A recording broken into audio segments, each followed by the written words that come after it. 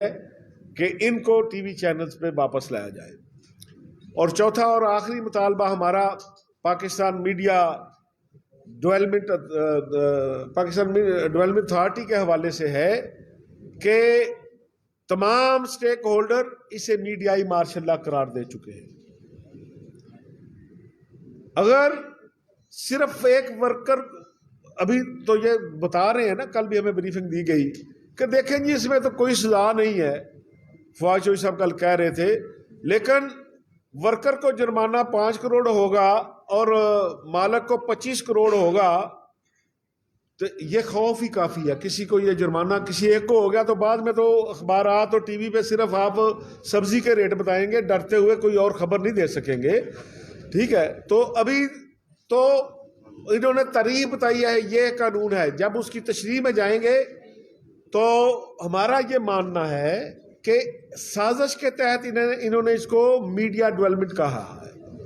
یہ میڈیا ڈنڈا اتھارٹی ہے کہ یہ پاکستان کے ہر اس شخص پر پابندی ہے جس کے ہاتھ میں یہ آج کل موبائل فون ہے.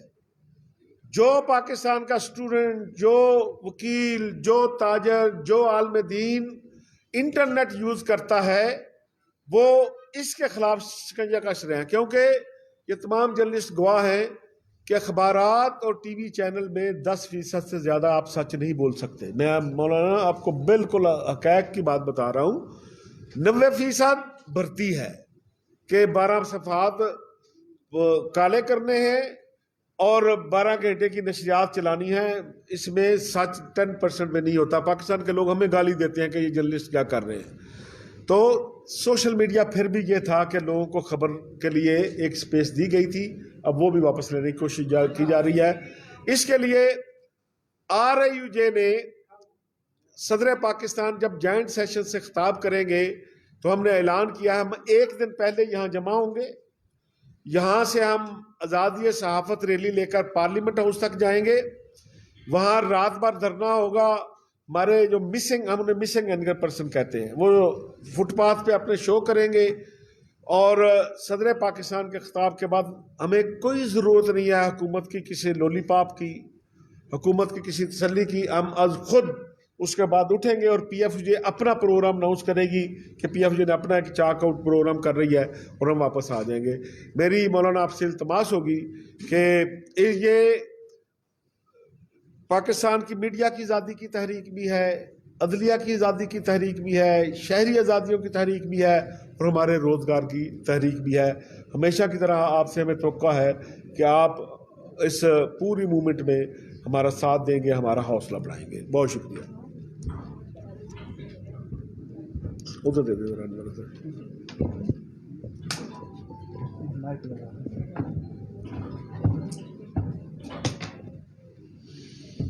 شکریہ افضل صاحب. آپ کا مولانا فضل الرحمان صاحب ہمارے کھیلوں میں ایسی شخصیت بھی موجود ہیں جنہوں نے ضیاء الحق کے دور میں آزادی ایک منٹ ذرا انہوں لا لیں. میں مولانا صاحب انہوں نے آزادی اظہار رائے کے لیے جنرل ضیاء الحق کے دور میں نہ صرف قید و بند کی صورتیں برداشت کی بلکہ کوڑے بھی کھائے. میری مراد اپنے قائد ناصر زیدی صاحب سے ہے.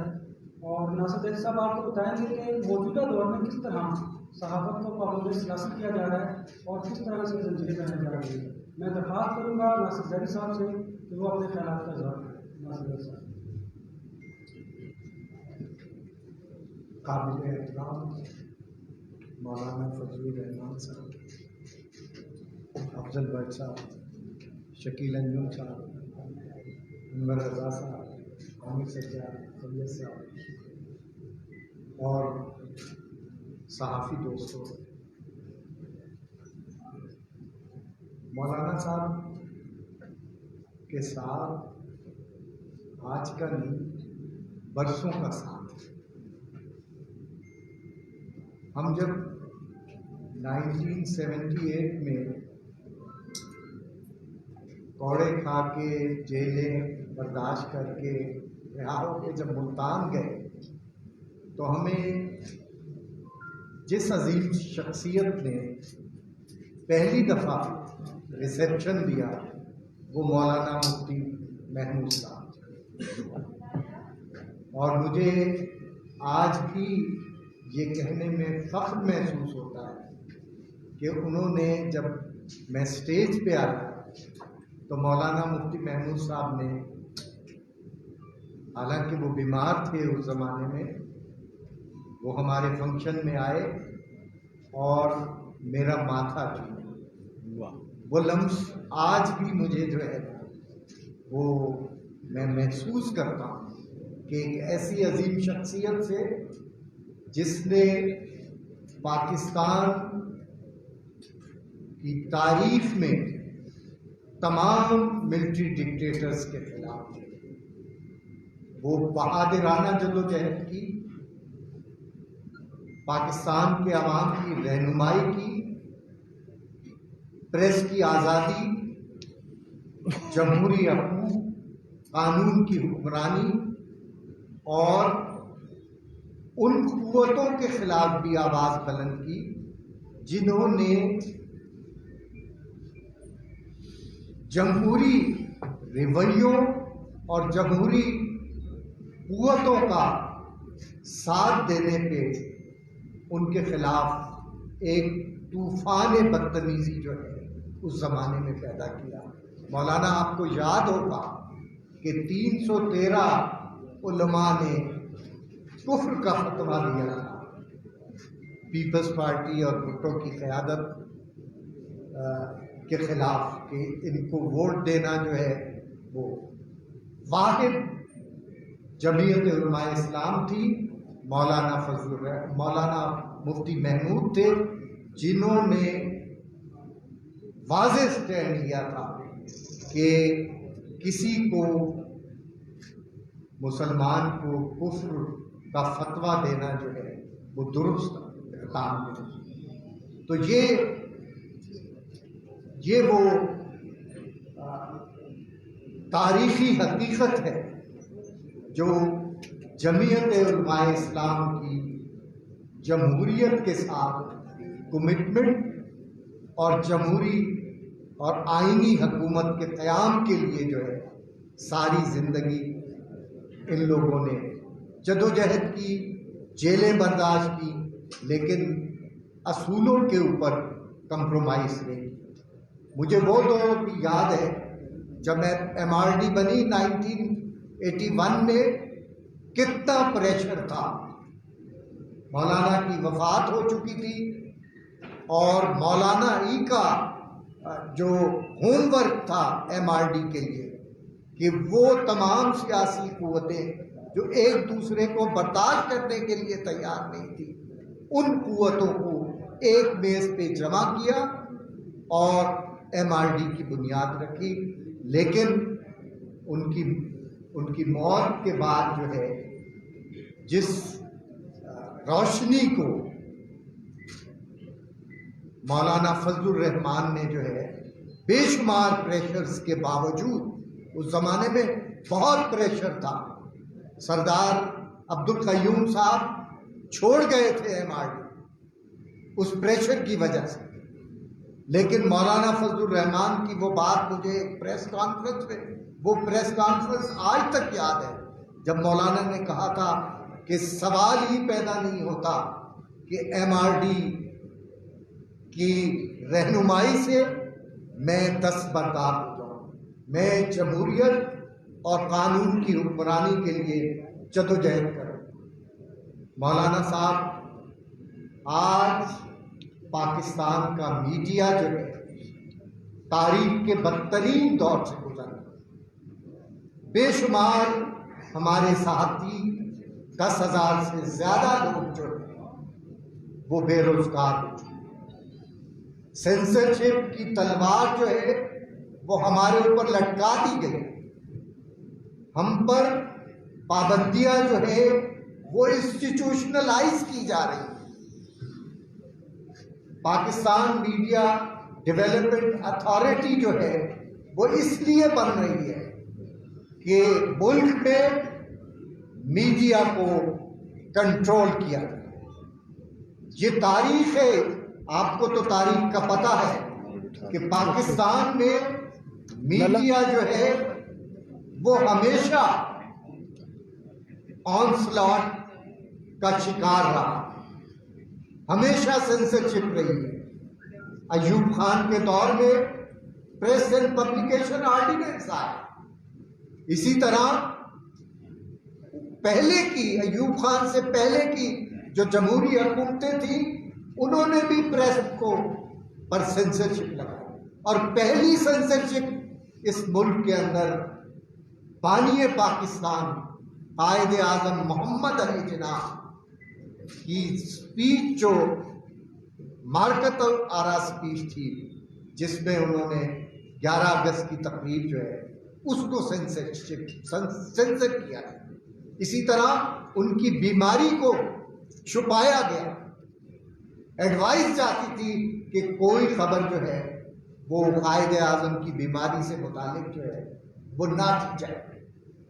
लेकिन इन हालात में भी सहाफ़ियों ने आज़ादी का अलम जो है वो बुलंद रखा, कुर्बानियाँ दी, जेलों में गए, उस दौर में भी जेलों में गए।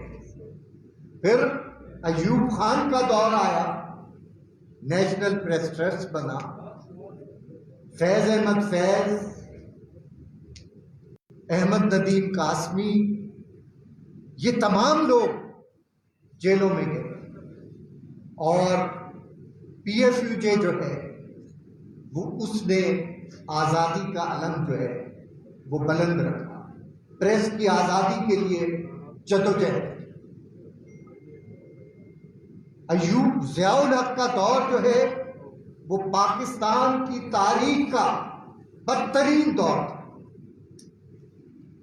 जब एक लल की कैफियत थी, तो ये PFUJ थी जिसने आज़ादी का अलम जो है वो बुलंद रखा, प्रेस की आज़ादी के लिए मैदान अमल में आए, और ऐसी तहरीक शुरू की जिस तहरीक ने पूरी दुनिया में एक मुकाम पैदा किया, और 700 सहाफ़ियों ने गिरफ्तारियां दी, और उनको समरी ट्रायल किया गया, 1 साल कैद बामुशक्कत, और उसी दौरान 3 सहाफ़ियों को कोड़े लगाए ताकि तहरीक जो है वो खत्म हो जाए।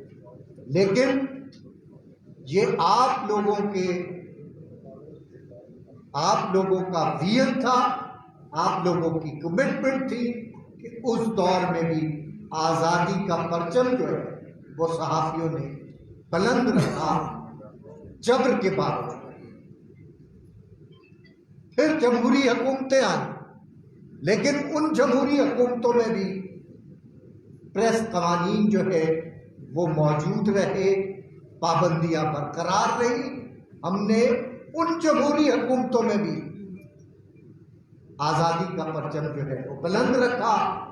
हमने कहा कि प्रेस को आज़ाद होना चाहिए। नवाज शरीफ की हुकूमत में भी हम लड़े, बेनज़ीर की हुकूमत में भी हमने आवाज़ बुलंद की, और इसी तरह आज तक हमारी जद्दोजहद जो है वो जारी है।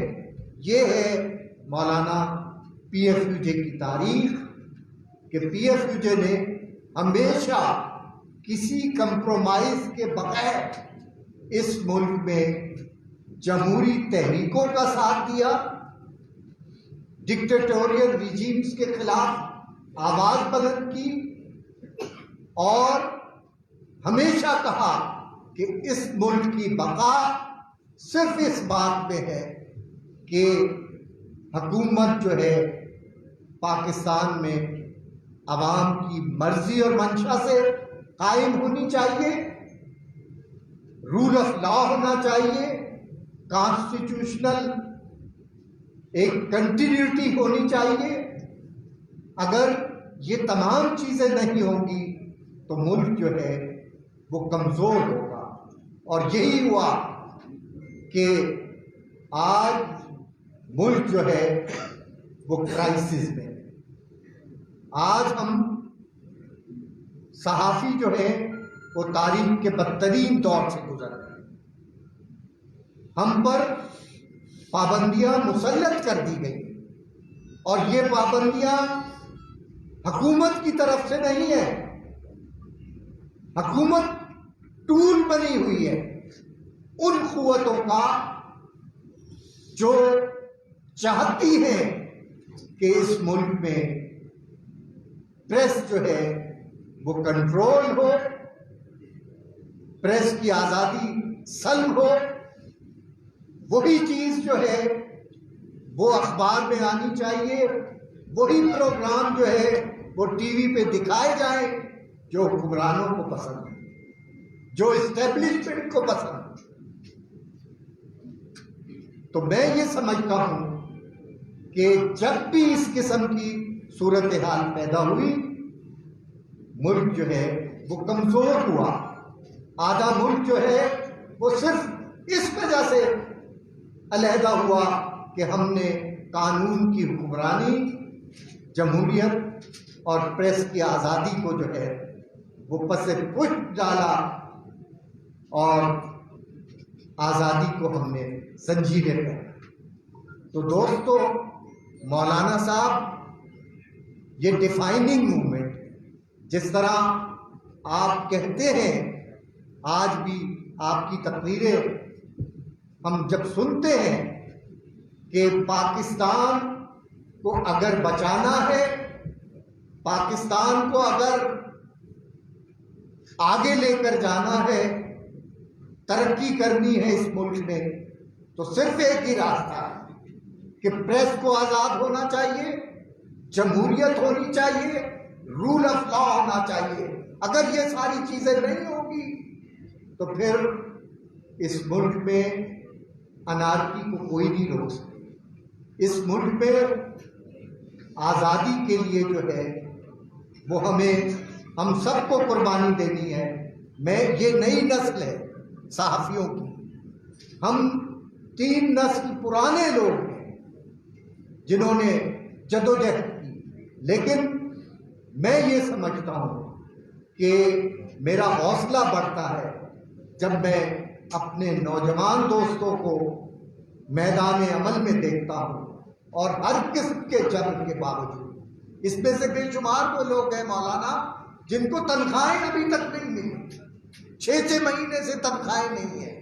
اس صورتحال میں بھی لوگ جو ہے وہ پرجوش ہیں، پر امید ہیں کہ آزادی کی شمع ہم اور آپ جو جلا رہے ہیں، اس کے نتیجے میں اس ملک میں جو ہے وہ آزادی کی صبح جو ہے، وہ روشنی جو ہے وہ ضرور طلوع ہوگی اور ہم سب دیکھیں گے کہ یہ ملک پریس کی آزادی بھی دیکھے گا، جمہوریت بھی دیکھے گا اور ترقی بھی کرے گا، عوام کی حکمرانی بھی ہو.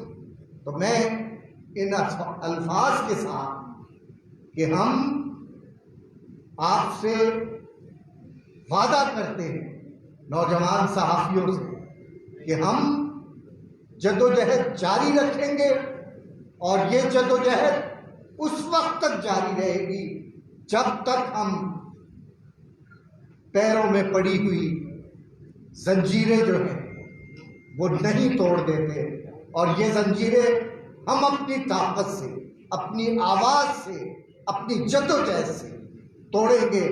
انشاءاللہ ہم آزادی کا سورج ضرور دیں.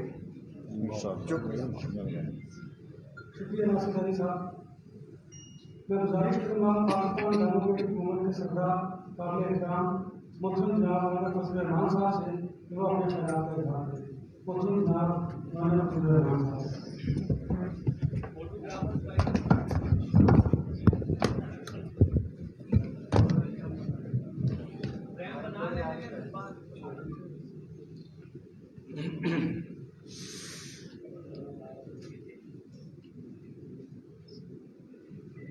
بسم اللہ الرحمن الرحیم. نحمده ونصلي على رسوله الكريم. اما بعد،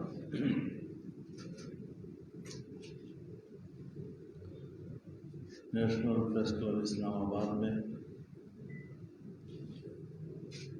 پہلے بھی حاضر ہوتا رہا ہوں. آج ایک بار پھر آپ نے مجھے یہاں عزت بخشی ہے. جناب افضل بٹ صاحب، ان کی پوری ٹیم، ان کے آرگنائزیشن کے معزز اراکین، ان سب کا شکر گزار ہوں کہ ایک بار پھر آپ نے مجھے یہاں اپنی محفل میں شریک کیا اور مجھے کچھ کہنے کا موقع عنایت فرمایا. جناب ناصر زرعی صاحب کا خصوصی طور پر شکر گزار ہوں کہ انہوں نے ملتان کے قدیم رشتوں کا تذکرہ کیا. انہوں نے مفتی صاحب کی جدوجہد سے بھری زندگی کا تذکرہ کیا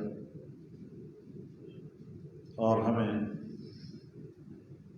اپنی تابناک ماضی کی یاد دلائی.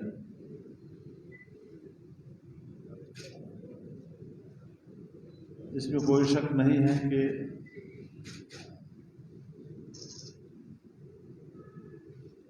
ملکیں ایک نظام کے تحت چلیں. افراتفری سے ملک نہیں چلا.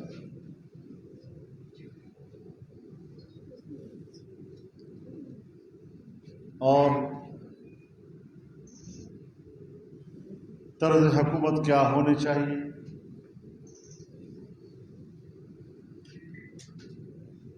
یہ اختیار تو اللہ نے بھی قوم کو عطا کیا ہے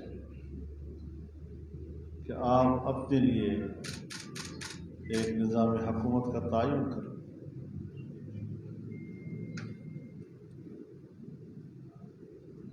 ہمارے پاس ہمارا آئین ہے جسے ہم پوری قوم کے اندر ایک عمرانی معاہدے سے تعبیر کرتے ہیں، جسے ہم ایک میثاق ملی سے تعبیر کرتے ہیں، اور اس میں ہر ادارے کے اختیارات کا ایک دائرہ متعین ہے.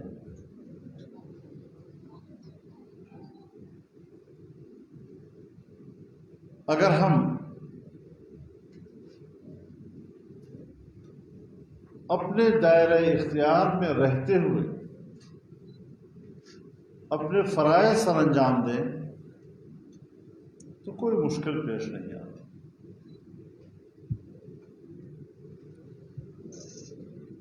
فساد اس وقت سامنے آتا ہے جب ہم ایک دوسرے کے علاقے میں جا کر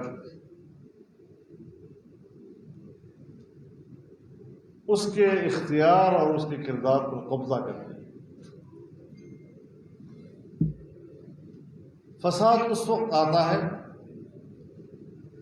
جب ایک ادارہ اپنے آپ کو بالادست تصور کرے اور تمام اداروں کو اپنا ماتحت تصور کرے.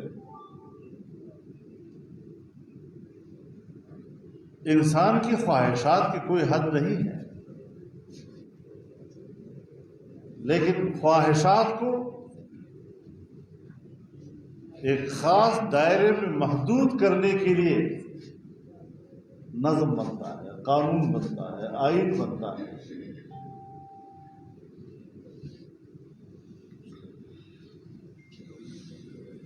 میں نے تو جب انہوں نے مجھے دعوت دی اور گھر تشریف لایا تو اس وقت ان سے کہا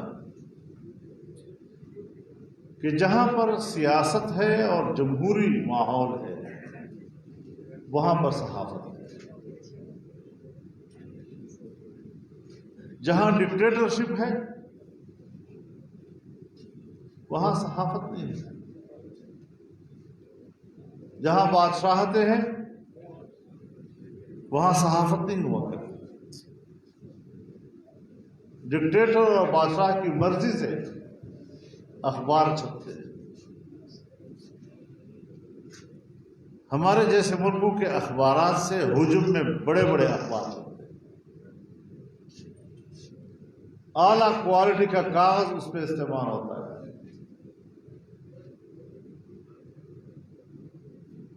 ہمارے کاغذ کی کوالٹی بھی انتہائی ناقص ہوتی ہے اور اس کا حجم بھی بہت کم ہوتا ہے، لیکن پبلک اس کو پڑھتی ہے، لوگوں کو خبر ملتی ہے.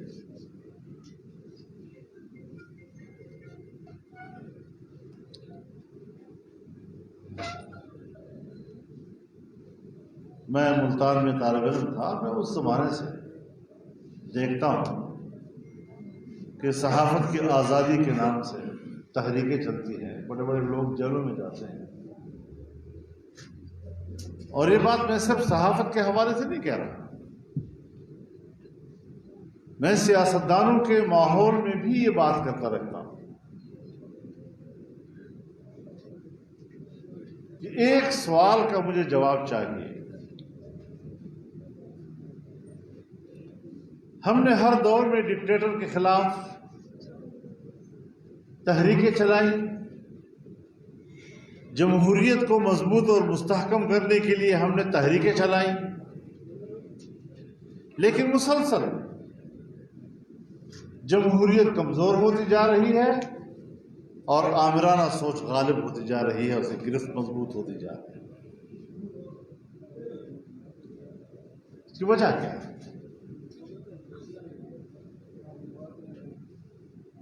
مجھے آپ معاف فرمائیں، میں ایک کارکن ہوں، سیاسی کارکن ہوں. یہ جو ہم پسپائی کی طرف جاتے ہیں اور ہمارا سفر ہمیشہ پسپائی کی طرف جاتا ہے، اس کی بنیادی علت یہ ہے کہ ہم اپنی آواز اور اپنے نعرے کے ساتھ کمیٹڈ ہیں، ہم کمپرومائز کر جاتے ہیں. اور ان قوتوں کو معلوم ہے کہ سیاستدان بھلا جلسے کریں، جلوس کریں، جیلوں میں جائیں، ہمارے ساتھ کمپرومائز کے لیے انہوں نے بیٹھنا ہے، بھیک ہم سے مانگنی ہے اقتدار. اب اس سے ہم کیسے نکلیں؟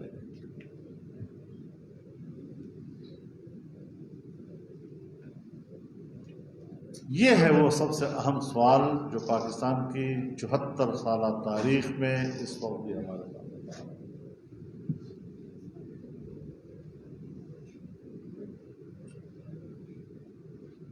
لگتا ایسا ہے کہ پاکستان کو بطور ریاست کے شاید ہم نے سمجھا ہی نہیں،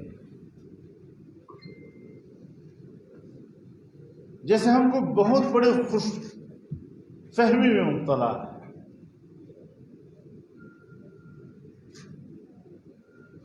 کیا پھر ہم اپنی سوچ تبدیل کر لیں؟ 3 باتیں کہی جاتی ہیں کہ جس کی بنیاد پر پاکستان مارد وجود میں آیا ہے.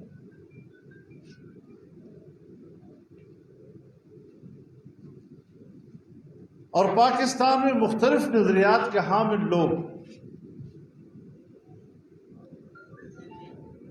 وہ اپنی اپنی ترجیحات کی بنیاد پر پاکستان کے قیام کی وجہ بیان کرتے ہیں.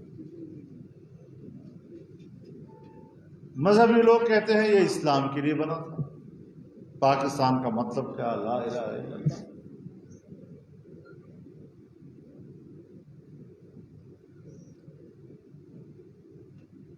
کوئی کہتا ہے جمہوریت کے لیے بنا تھا، اور کوئی کہتا ہے کہ یہ خوشحال معیشت کے لیے بنا تھا. ہندو سے آزادی حاصل کریں گے، انگریز سے آزادی حاصل کریں گے، ہمارا اپنا وطن ہوگا، ہماری اپنی معیشت ہوگی. اب یہ خوبصورت نام ہے. 74 سالوں میں نہ تو ہم نے اسلام کو دیکھا، 74 سالوں میں نہ ہم نے جمہوریت کو دیکھا، اور 74 سالوں میں آج جب ہم اس ملک کی معیشت کو دیکھتے ہیں تو پھر یہی سوال پیدا ہوگا،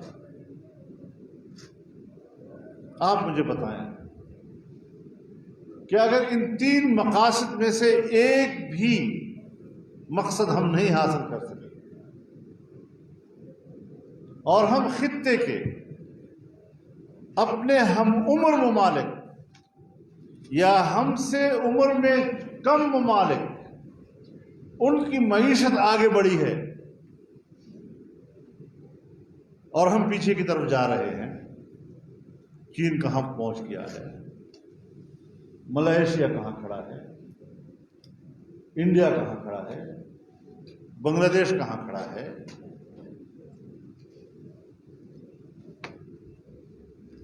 اور ان معیشتوں کے اندر ہم کہاں کھڑے ہیں،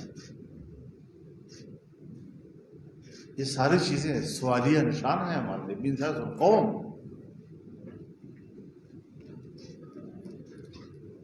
تو پھر سوچنا پڑتا ہے کہ یہ جو 3 مقاصد ہمیں بیان کر کے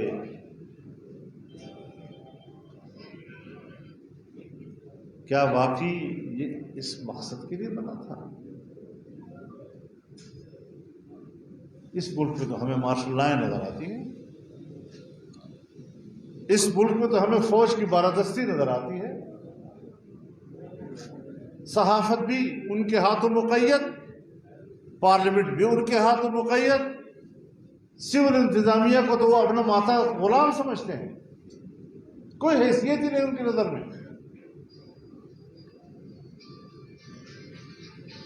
اور سیاستدانوں نے اگر حکومت کرنی ہے تو پھر ان کے گھر پہ حاضری دینی پڑتی ہے،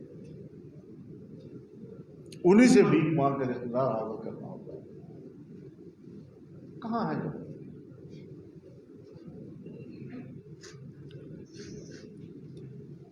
سن 1973 میں پاکستان کا آئین بنا،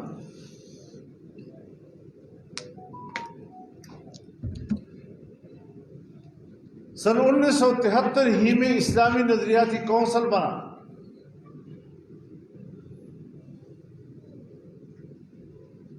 کہ وہ اسلامی قانون سازی کے لیے سفارشات مہیا کرے، جس میں ہر مکتب فکر کے علماء کرام بھی ہوں گے، آئینی اور قانونی ماہرین بھی ہوں گے۔ آج تک ایک قانون سازی نہیں، ایک قانون سازی بھی نہیں۔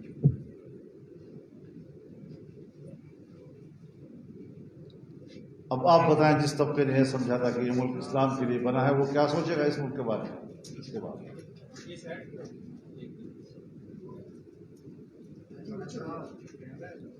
اگر جمہوریت کے لیے یہ ملک بنا ہے تو تاریخ پڑھ لیں، مارشل لاؤ کی عمر کتنی ہے اور پارلیمنٹوں کی عمر کتنی ہے، اور پھر وہ پارلیمنٹ شاید ہماری نوجوان نسل کو ماضی انہوں نے نہ دیکھی ہو، لیکن حال کو تو ہم دیکھ رہے ہیں۔ تو میرے بھائیوں، جو پارلیمنٹ اس وقت ہے اس کے قریب قریب پچھلی پارلیمنٹ تھی، اور اگر کسی نے کچھ تھوڑی سی خودداری دکھائی، کسی نے یہ جتلانے کی کوشش کی کہ چیف ایگزیکٹو میں ہوں، پھر ان کا جو انجام کیے گئے وہ آپ جانتے ہیں۔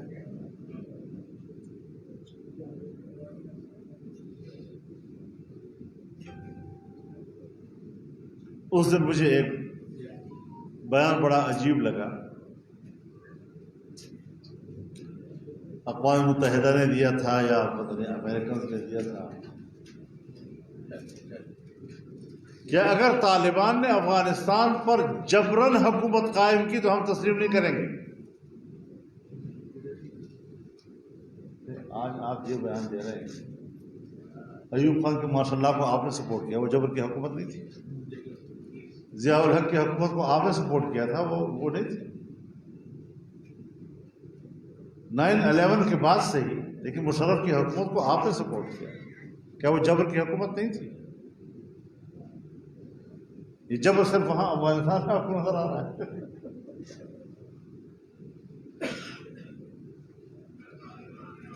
تو دنیا میں بھی معیارات مختلف ہیں.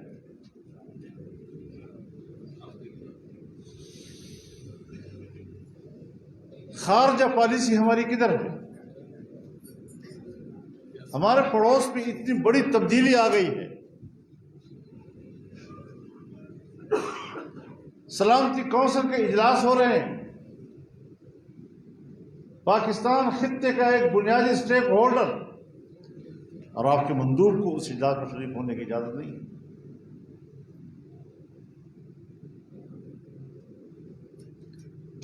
اور مندوب تو دور کی بات ہے، یہاں آپ اپنے ملک کے اندر دیکھیں، جتنے بھی باہر کے مہمان آ رہے ہیں جیش کیوں جا رہے ہیں؟ انہیں سے رہنمائی لے رہے ہیں، ان کو جو مشورہ ہے وہ دے رہے ہیں. حکومت تو میں تو کوئی 10-15 سال پہلے سے کہہ رہا ہوں کہ یہ ہماری پاکستانی سیاست کے غیر ضروری عنصر ہے. آج تو عملاً نظر آ رہا ہے کہ غیر ضروری عنصر ہے. اس طرح کی ڈمی حکومت ہے.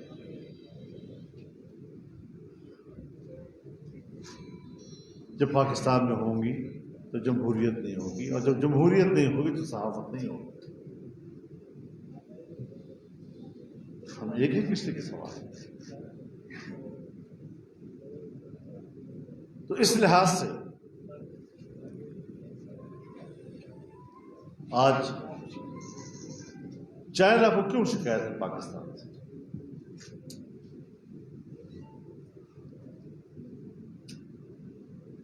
اس نے جو پاکستان میں سرمایہ کاری کی، اس حکومت نے اس پوری سرمایہ کاری کو پانی دے دی. اور آج اس وقت پاکستان کے لیے، کسی اور جگہ کے لیے ہو یا نہ ہو، پاکستان کے لیے امریکہ کی دوستی کا معیار سپیک. ہم نے مائکرو لیول اور میڈیم لیول کی تجارت کرنی ہے. اور بابا مائکرو لیول اور میڈیم لیول کی تجارت بیرون دنیا سے ہوا کرتی ہے. اسے تو پبلک ٹو پبلک خود لوگ مینج کرتے ہیں، اسے تو اسٹیٹ ٹو پبلک آپس میں مینج کیا جاتا ہے. اگر دنیا کے ساتھ ہم نے کاروبار کرنا ہے تو امریکہ بھی باہر کے تعاون کے ساتھ کرتا ہے. ملٹی نیشنل کمپنیاں ہوتی ہیں، وہ جا رہی ہوتی ہیں، اپنے انویسٹمنٹ کر رہی ہوتی ہیں. ہم کہاں کھڑے ہیں؟ کہاں لا کے کھڑا کر دیا گیا ہم کو؟ اور پھر ایک ایسی حکومت کو ہمیں کہا جا رہا ہے کہ آپ مانے بھی ان کو مدت بھی پوری کرنے دیں.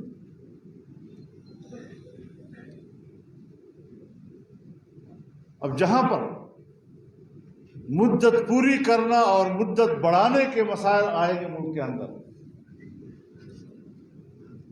تو ملک کدھر جائے گا؟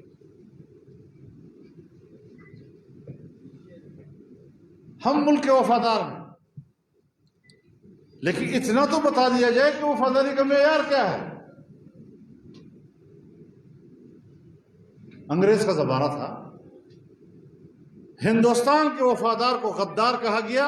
وفادار صرف وہی تھا جو انگریز کا وفادار ہوا. کیا آج بھی ہم وفاداری کے لیے وہی معیار رکھتے ہیں کہ ایک ادارے کے وفادار بن جاؤ بس تو ٹھیک ہے؟ پاکستان سے وفاداری کی کوئی قیمت نہیں، اس کی کوئی حیثیت نہیں. اب صورتحال کیا، کہاں تک پہنچ گئی؟ آج ہی کے واقعے کو دیکھ لیں. جب 17,000 ملازمین کو ایک جج کے این ریٹائرمنٹ سے چند گھنٹے پہلے بیک جنبش قلم نوکریوں سے نکالا گیا، آپ کے اسلام آباد کی سڑکوں پر اپنے بچوں کے ساتھ انہوں نے اپنے آپ کو آگ لگانے کی کوشش نہیں کی. موت کو اب زندگی پہ ترجیح دے رہے ہیں. اپنے بچوں کی بھوک برداشت نہیں ہو رہی، دیکھی نہیں جا رہی ان سے. تقریباً 50 سے زیادہ ادارے ہیں اس ملک کے اندر کہ جہاں سے لوگ نکالے گئے ہیں. اگر 17,000 لوگ بے روزگار ہو جاتے ہیں، ہر ایک کے پیچھے اگر 5 یا 6 افراد کا گھرانہ ہو، آپ اندازہ لگائیں کہ کتنے لوگوں کو آنے کا روزگار ہے.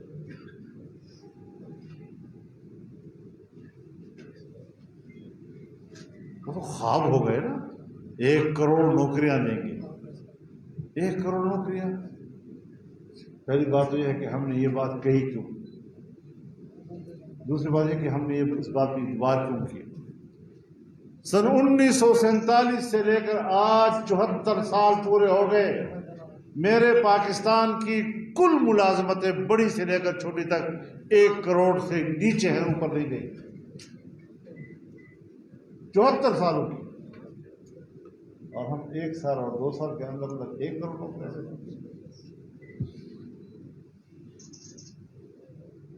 اب آج کتنے گھر بنانے کی بات کی گئی، لیکن کتنے گرائے گئے.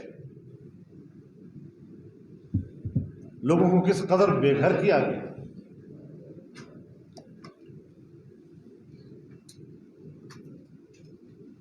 کوئی خارجہ پالیسی نہیں، کوئی داخلہ پالیسی نہیں. ہم نے اگر اس ماحول سے نکلنا ہے تو پھر ایک کمٹمنٹ کے ساتھ نکلنا ہے.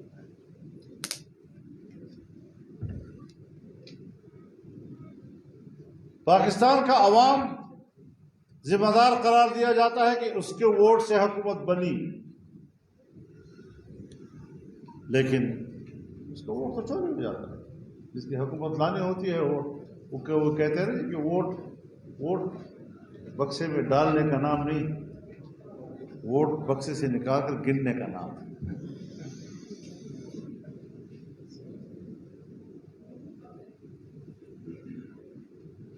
اس لحاظ سے آپ نے آج جو اپنی حریت، اپنی آزادی کا علم بلند کیا ہے، انشاءاللہ ہم پوری دنیا میں محکوم قوموں کی آزادی کی تحریکوں کی حمایت کرتے ہیں، تو کیا پاکستان میں پھر ہم اپنے بھائیوں کی آزادی کی تحریک کی حمایت نہیں کریں گے؟ انشاءاللہ ہم آپ کے ساتھ ہیں.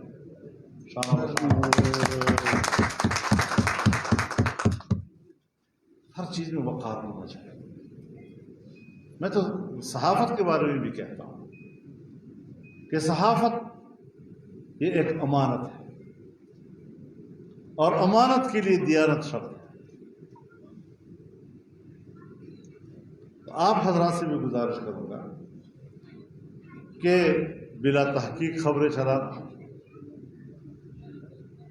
صرف اس لیے کہ کہیں دوسرا چینل نہ چلا دے. جناب رسول اللہ صلی اللہ علیہ وسلم فرماتے ہیں کفا بالمرء کذبا ان يحدث بكل ما سمع. کسی شخص کے جھوٹے ہونے کے لیے اتنا ہی کافی ہے کہ ہر سنی سنائی بات جو ہے کردار کشی نہ کی جائے.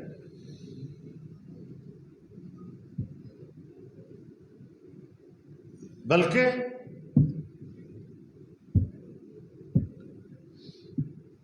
اسلام کی تعلیم گناہگار کی پردہ پوشی کی ہے، پردہ دری کی نہیں.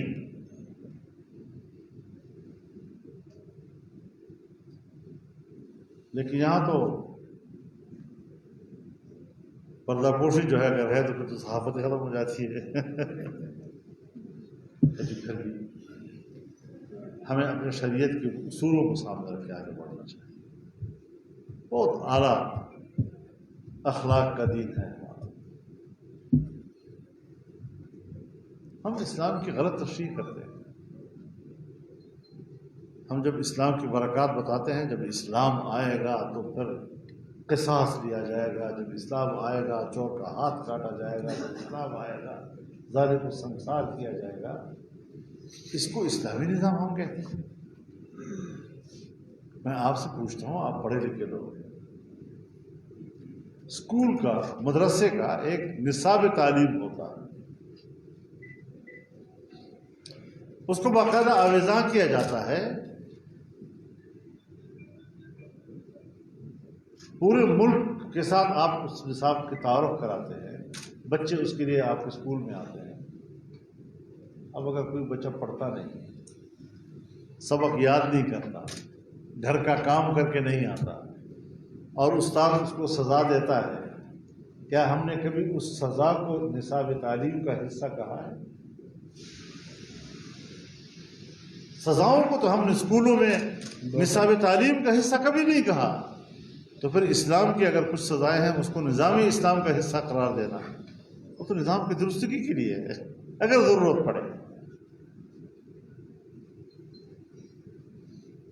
اور پھر اسلام کی دلچسپی سزا سے بچانے کی ہے، سزا دینے کی نہیں ہوتی۔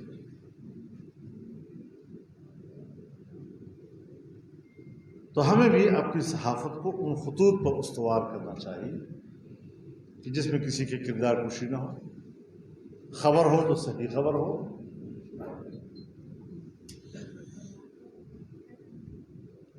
ایک دوسرے سے آگے بڑھنے کی خواہش میں غلط خبر لگا دینا، گھنٹے کے بعد اس پر معذرت کر دینا کہ یہ غلط خبر، تو تب جا کر ہم ایک باوقار قسم کی صحافت، اور سیاست میں بھی یہی حال ہے، قوم کے سامنے سچی بات نہ کہو، ایسی بات کہو کہ آپ لوگوں کو امید دلا سکیں اور اس امید پر حکومت قائم کر سکیں، چاہے آپ اس پوزیشن میں ہوں یا نہ ہوں۔ بس حکومت چاہیے، جھوٹ سچ سب کچھ اس کے لیے جائز ہو جاتا ہے۔ تو پھر یہی ہوگا جو اب ہو رہا ہے آپ کے ساتھ، بڑی بڑی باتیں کی اور ہر بات کی نفی، ہر بات کی نفی، صلاحیت و استعداد ہی نہیں ہے حکومت کرنے کی، اور ہمیں ایسی حکمران چاہیے جو ڈمی ہوں تاکہ پھر اصل میں ہماری چلے۔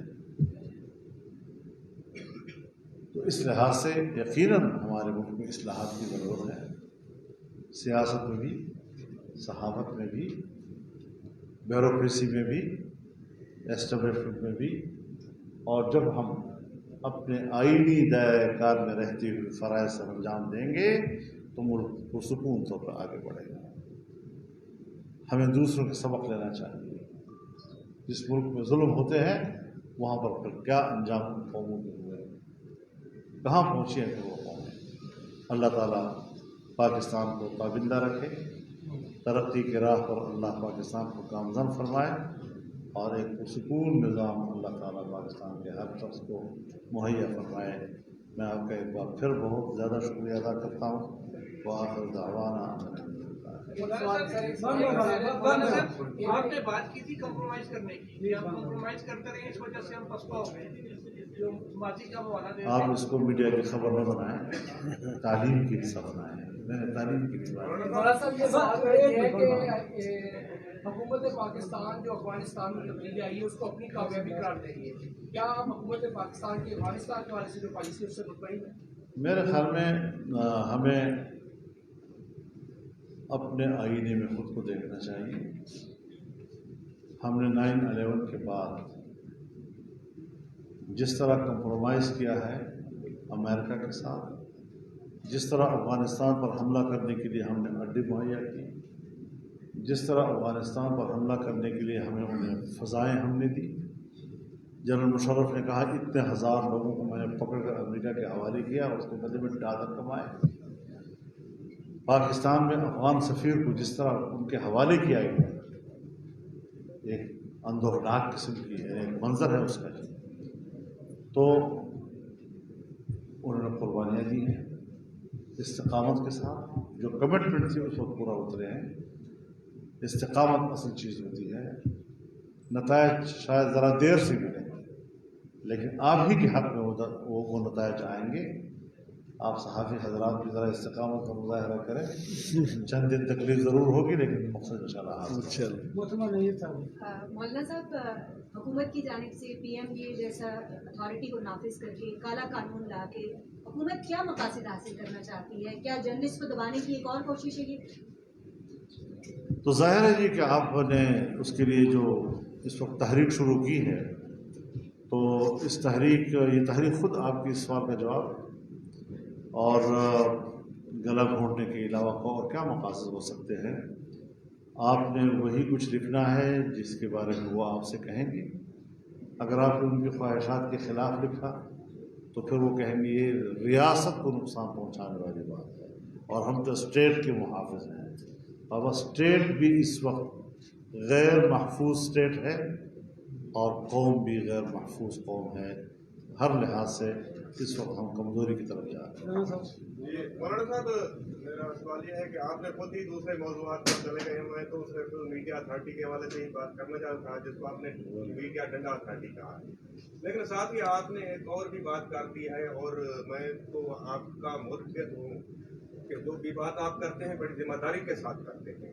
आपने कहा है कि ये सज़ाएँ जो हैं इस्लामी निज़ाम का हिस्सा नहीं है, आपने ये तस्दीक की है।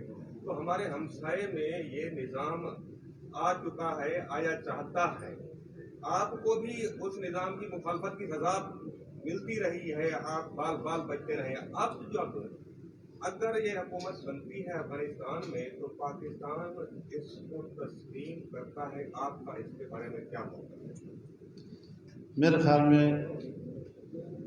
अफ़गानिस्तान में जो भी हुकूमत बने, तालिबान इस वक्त एक वसी बुनियाद हुकूमत बनाने में मसरूफ़ है, यही उनकी तरजीह है। फ़ातह होने के बावजूद आम माफ़ी का ऐलान किया है, लिहाजा वहाँ पर वही निज़ाम होना चाहिए, वहाँ की माशी तरक्की होनी चाहिए। ममलकती निज़ाम में दो चीज़ें हुकूमत की ज़िम्मेदारी होती है, दो चीज़ें, एक इंसानी हुकूक का तहफ़्फ़ुज़ और दूसरा माशी खुशहाली। ये दो चीज़ें जो हैं ये हुकूमत की ज़िम्मेदारी होती है।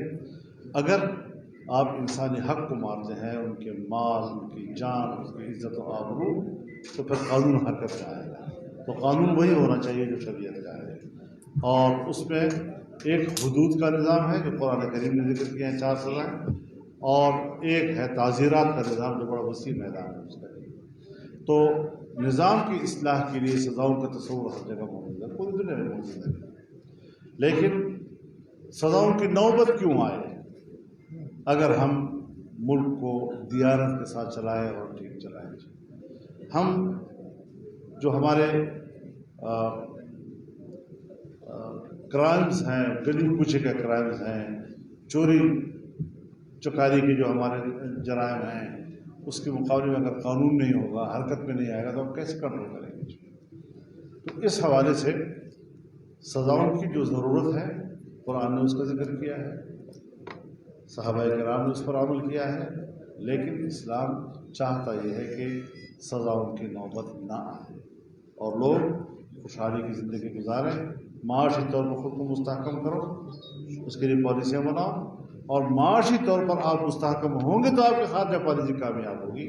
जब तक आप बैनुल-अक़वामी दुनिया के मफादात अपने साथ वाबस्ता नहीं कर सकते, आप दुनिया के दोस्त नहीं बना सकते। यही बीजेपी की हुकूमत थी, वाजपेयी बस में आपके पास आया इसलिए कि उस वक्त आपकी मईशत मुस्तहकम की, और वो आपके साथ टमाटर और प्याज और आलू की तिजारत करना चाहता था। और फिर आज वही बीजेपी है, जब आप कल्लाश हैं तो उसका रवैया आपके साथ क्या है।